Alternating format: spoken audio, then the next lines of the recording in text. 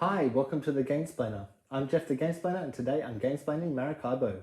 So, I've set Maracaibo up as a 2-player game. The differences are that Maracaibo itself gets a different tile, so only one thing can be placed out there. And these three are out to start with. Blue is going to be the first player, green is the second player. What blue is working for is to get 2 or 3 quests, whereas green is looking for 4 or 6 quests.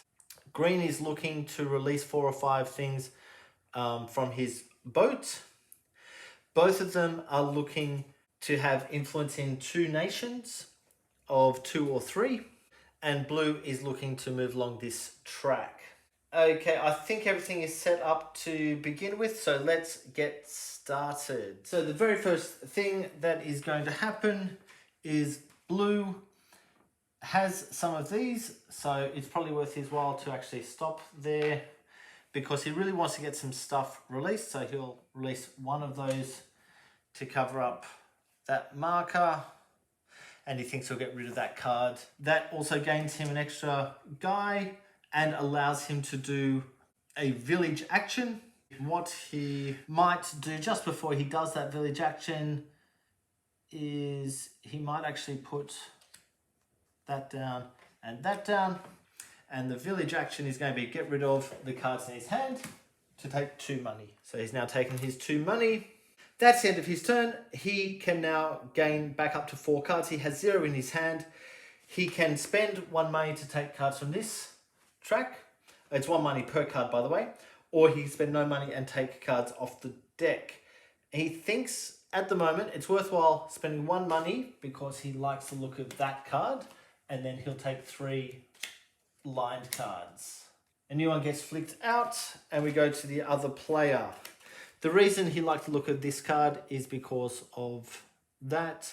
Whenever he does an action that's going to get him stuff, he'll get more stuff if he's managed to build that up. Green is going to do the same thing, so he'll come here, get rid of a card that has that marker, and he will put out one of his markers to show that he's done that. He'll get another green guy, and he'll also be able to do a village action, and he thinks his village action is going to be to complete this card, so he spends 6 money to complete that. I'll put that down the bottom of the board, and basically is saying that cards to build them out of the ship are now going to cost 1 money less, and he thinks he will build those 2 or put those 2 into his ship to build, which leaves him with 1 card, and he will take 3 replacements. Okay, back over to blue.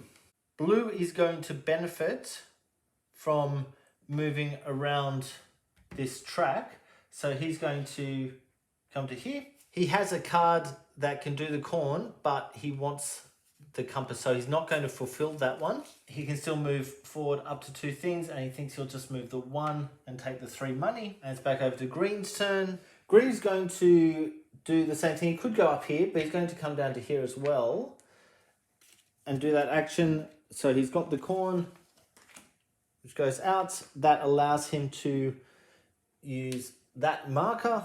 So he will get 3 points straight away. And that now allows him to gain these cards without having to pay for them. He also has this movement and can move 2 spots. Even though 2 points is probably worthwhile, he's actually going to go to there because he needs some money. He's going to put that card down, which allows him to take 2 more cards. And he thinks at the moment it might be worthwhile taking that one. This card, by the way, when it gets played, so when it gets built from here, there need to be 3 red cubes on the board for that one to work. So he's going to try and build up red. It's probably worthwhile taking that one as well. That will give him the ability to get an extra cutlass before combat once that is built up. 2 more cards come out. And it's back over to blue's turn. Blue is going to go 1, 2, 3, 4, 5. That allows him to do 2 village actions. And he thinks that he'll do the pioneer. So that's 7 money plus a guy goes over there. He'll put that down here moves his marker forward 2 spots on the income track. And once he gets this card, that'll move him forward another 2. So that's one of his actions. Put that down there, and he might actually pass the rest of his cards in to get 2 money. And he will take 4 cards totally blind. Okay, back over to Green's turn.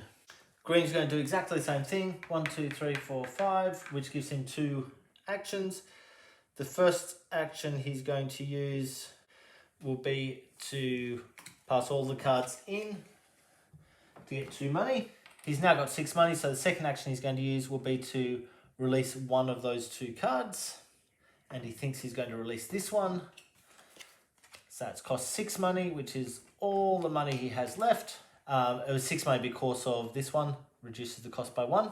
That also has a guy on it, so he disappears. That pushes him forward to on the income track. And as soon as he gets the house, which is just here, he'll push forward another 2. He likes the look of those 2. And he'll take 2 blinds. Back over to blue.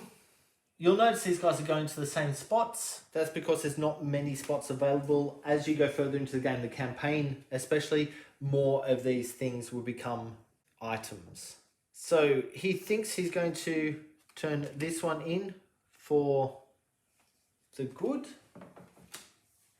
which allows him to release that up to there. Now we go to a battle. So what the battle looks like is we take the top 2, 1 from each pile of these markers. The top line doesn't count for anything because there's only 1 of each thing out. So we're looking for a 4. He could use the blue and 2 of them. He'd have to use this one and 1 of his guys as well, but that would give him another 2 money, which may be worth his while. Yeah, he thinks that's probably the best thing to do at the moment. So that one gets discarded. This one he's going to use blue, which is that token. That gets him 2 money. He's going to use that and the guy. Blue gets to go on whichever spot that he wishes to put on that has a flag, and he thinks he's going to put it there. Of course, that gets him another 4 money. Blue released one of these, so that pushes him along. At the end of Blue's turn, he should be drawing up to 6 cards. So he's got 4, 5, 6. Okay, moving on to green. Green is once again going to do the same thing. It may just be that I am playing both sides, so it becomes very apparent that we do this. I do the same thing often. I do apologize about that if that is the case. Okay, so where he's at, he's going to battle. So we take the top 2, just as we did. This one has nothing in the top. This one has the +3 on the lowest thing. So white and red are both matched on lowest, which means no one is the lowest. If he were to take this red, it would cost him an extra 2 money. He's not going to use that, but he could. Might be worthwhile to take the red one off this. So it's not going to cost him anything because he just needs a 4 for red to release one of his things. That pushes him along on the red track. And he will put it in here, which gains him another 3 money. Okay, moving along. It's back to Blue's turn. He's looking at his hand. He doesn't see that symbol. So he's not going to be able to actually gain anything by going there other than removing a thing and moving up. But if he gets to the next one first, that might be a good thing for him to do because he's got those 2. No, he thinks he will come to here, so it's moving 2 to there. He can't do that action, but he can move his cutlass up 1 and remove a item. He thinks he might take that one off. That just goes in the box. Doesn't go anywhere on the table. So he's got 6 cards, they stay. This player is able to add his thing. He might actually go 1, 2 up into this space. He will add, he likes the idea of getting that 6. So he'll add that there. That will gain him either 4 money or 2 points per guy on the board. He doesn't have any guys on the board at the moment, so he'll take the 4 money. Back over to blue. Blue is going 1 to here to enable that action there to happen. That is looking for 2 of these little telescope things. So he removes them to take that. That gives him 2 money for that 1 compass that he has. Plus he gets another 2 points. And that then flips over into that space.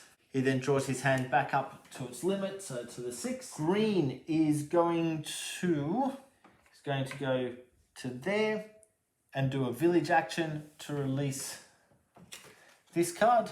So it'll be 6 money, which he now has. And 1 guy, he'll push forward 2 on that track. And when he gets this house, they'll push him forward another 2. Back to Blue's turn. Blue is going to go 1, 2, 3, 4 to there to do 2 village actions. He has 15 money. And he's going to take this as one of his village actions, which is 7 money and a guy. He has 1 guy there. 7 money. That pushes him forward another 2 spots on his income track. He's going to put another card down there, and he'll just take the single income because he likes the cards that are in his hand at the moment. Back to Green's turn. Green is going to come home, which allows him to either move forward 2 on this track or do another battle. And it might be worth his while to do another battle.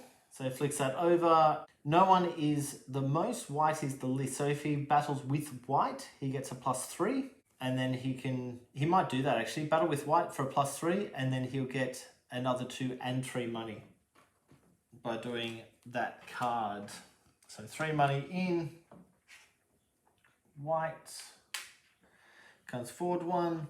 So he's got a 5, and it's probably worthwhile going there, which gets him another 2 money as well as the 3 he just took. Blue now does the same thing to join up to him, which allows him to move forward 3 spots. So 2 there, plus he's got 1 here, which is probably worth his while to do. So 1, 2, he'll go to there for 3, which pushes his cutlasses along 1 and allows him to move along one of these tracks 3 spots.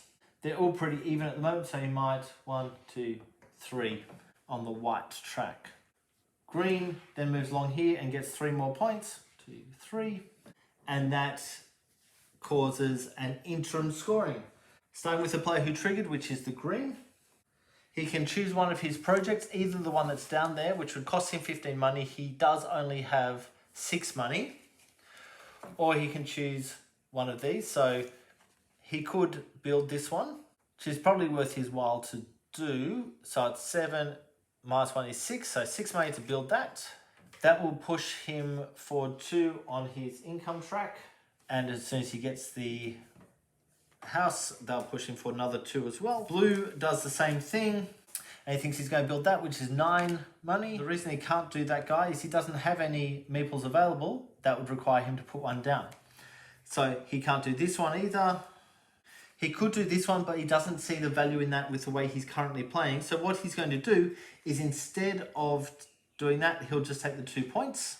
They then receive their income. So green gets 14 money and blue gets 12 money. So that's according to where they are on this track. He now has a whole bunch of money to be able to do these bigger ones, by the way. We then remove all of the delivered goods from the board. Remove these 4 cards and replace them with another 4. Flip over the next one of these guys, which gives some fairly big endgame points. We then, going into the next round, or the end of round 1, we're going to gain one of these at number 6 and one of these at number 12. All the ships come back to Havana, and it is now Blue's turn, and we continue on. I think that's enough of the game to get a feel for how the game actually plays. If you have any comments or suggestions, please write them below. If you have any games that you would like to be Gamesplained, please shoot me an email to thegamesplainer@gmail.com. Follow me on Instagram and Twitter @thegamesplainer to keep up to date with the games I'm playing. Subscribe to my videos to keep up to date with the games that I'm gamesplaining. And until next time, enjoy gaming.